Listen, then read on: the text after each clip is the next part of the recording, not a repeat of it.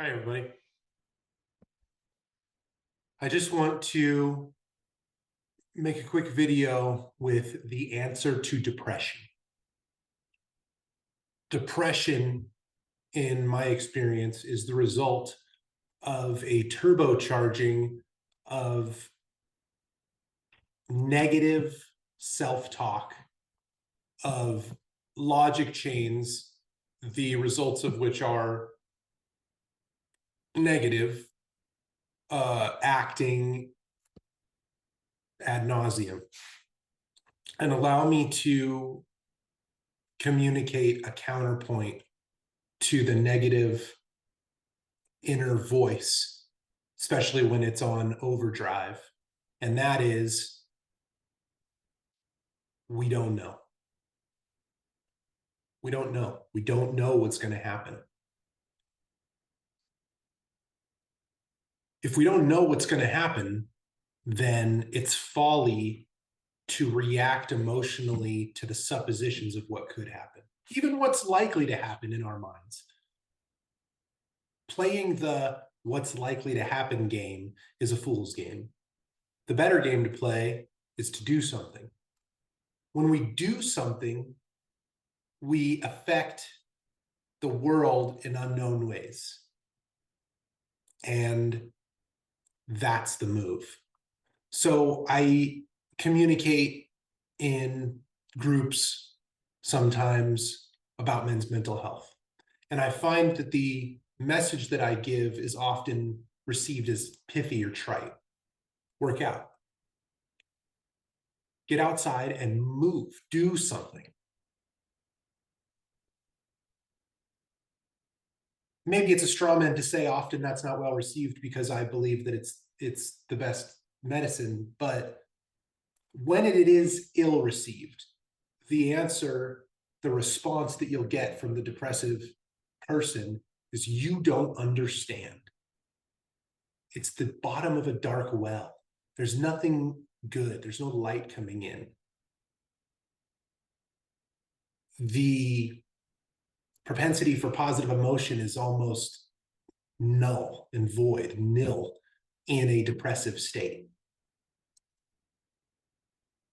But when you activate a muscle group, it creates a circulatory pressure and neurotransmitters and serotonin and dopamine are released, and the biochemistry of the person changes and they feel differently. That's just medical facts. Exercise makes you feel some kind of way. So that's easy to say. Oh, just go to the gym, oh, whatever, bro, But what I'm saying is one step before that, because I think it's also fair to say that the hardest part about going to the gym is deciding to go to the gym, right? Anybody that works out, I think, would echo that claim. Once you're there, it's just fun. It's the discipline and drive to decide to drag your bones to the gym, especially if you suffer from some sort of mental illness. I know there's been a massive stigma around that turn of phrase for a long time, but the reality is something like 30% of women are on SSRIs or some sort of antidepressive medication. Men, I don't know the statistics on antidepressives, but are much more likely to kill themselves, are much more likely to be in prison or drug addicts, are much more likely to be the victims of physical abuse. It's not a competition. Don't get my words twisted for a moment. It's just that men are having a hard time in today's world. Don't get it twisted, right? Women are too, sure. But by and large, women are doing better in the education system and are doing well in the professional arena, and more power to women, right? But clearly, there is a mental health crisis for women in the United States. And I guess my only point is men are not in any way safe from that same scourge. So what am I getting at? I'm getting at that idea that when we think we know everything, we fall into a lithified, like a pillar of salt form of ourselves, incapable of impromptu action, right? The greatest warrior, the greatest poet is going to surprise you. They're going to do something you're not ready for, right? Any boxer will tell you the punch that hurts the most is the one you didn't see coming. Be capable of producing the punch that the other person, that your enemy doesn't see coming. Be unpredictable, not anarchic. Don't get me wrong. Drug addicts are unpredictable too, but there's an unpredictability in service of creativity, altruism, and there's a unpredictability in service to chaos, disorder, malevolence, right? When we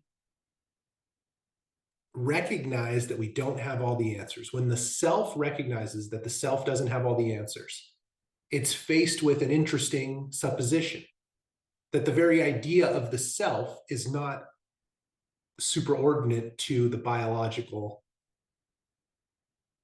mode of being, to the individual exploring the world around one's self. So I'm here to tell you that if you're suffering from depression, you think you know what you are, what the world is, what happens in your exploration of the world, and how all those things lead to zero or lead to nothingness or lead to a negative outcome. And maybe you have a great reason to have those thoughts, maybe from your previous relationships, maybe from a trauma that you've experienced and suffered. We all get conditioned by the experiences in our lives. But what I'm telling you is there's a way out, and that is to recondition the consciousness to take a back seat to the body, to the self, to the true self, to the seat of the self, to the energy center of your body.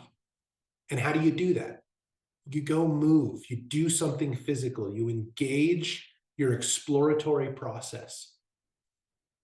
When we focus on navigating newness, right? Something that scares us, we lay down new neurological pathways.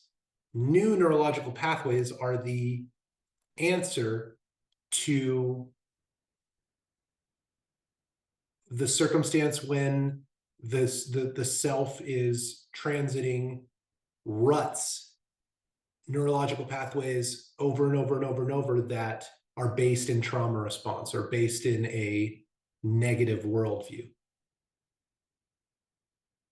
There's lots of techniques. There's cognitive behavioral therapy. There's now new sorts of pharmacological therapies like ketamine and psilocybin that have been shown to work extraordinarily well.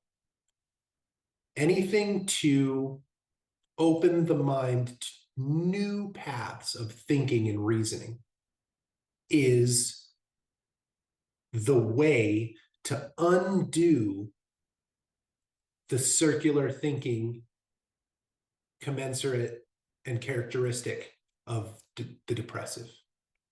I'm here speaking to you as somebody who dealt with clinical depression for many years, who's seen it manifest in people that I love. And as a medical professional, I'm a nationally in Oregon licensed paramedic. I can speak to how I see mental health and mental illness. And I would argue that the mentally healthy, in the same way that I would argue that the physically healthy, are those that have the flexibility of mind and body to explore new ways of thinking and being, where the unhealthy in body and mind are those that are locked into a self-destructive pattern. You can get out of self-destructive patterns, but first you have to give up the idea that that which is in you, yourself, is all-knowing, all-powerful, right? Because if we give our consciousness the idea that it is somehow all-knowing, all-powerful, then when it produces something that is self-destructive, there's no way out of continuing down that self-destructive path. But if we don't give the conch over to our consciousness, if we say that we are just but babes in the abyss, exploring and learning more each day about ourselves and the world around us, then if we come up with a negative thought or idea or self-destructive behavior pattern, we can just as easily explore other patterns. We can just as easily cast those things out as not helpful.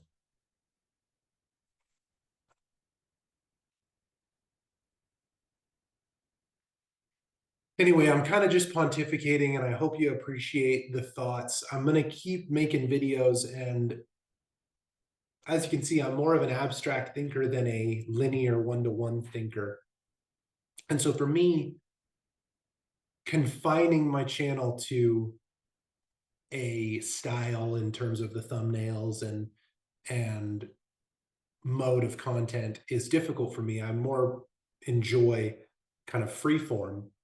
So please feel free to comment if you'd rather I, make scripts for my videos, if you'd rather see specifically content around, I can have conversations with friends or family or professional colleagues, depression, anxiety. If you want to see me focus more so on mental health, mental well-being, I'm trying to crystallize a direction for my channel because I have a lot of energy and desire to help others and to share the kinds of thinking that have helped me to get out of negative places in my life.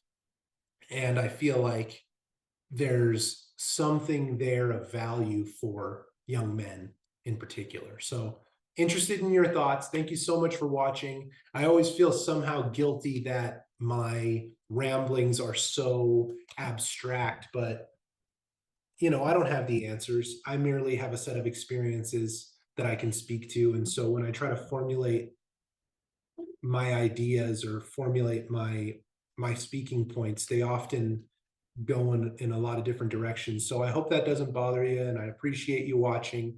Thank you very much. Like and subscribe and all that stuff. I hate to say that because I feel like a hack, but I look forward to making more videos and hearing your thoughts. Much love. Bye-bye.